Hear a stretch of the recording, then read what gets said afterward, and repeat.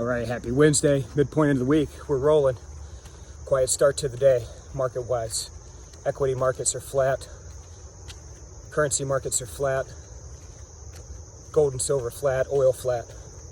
Now, what you need to know is this hurricane in the Gulf, Hurricane Laura, is picking up steam.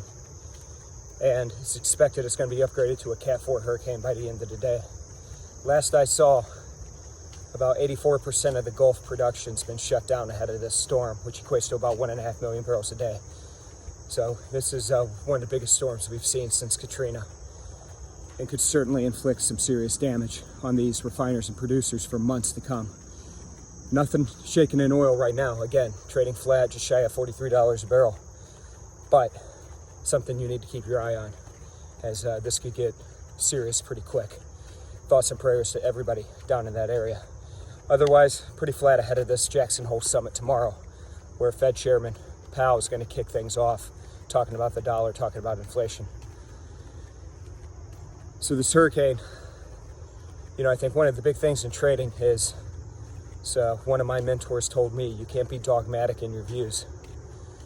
And what I mean by that is, if you've got a trade on and initially you think one thing, sometimes the intelligence around that trade changes. The world changes. The dynamics change.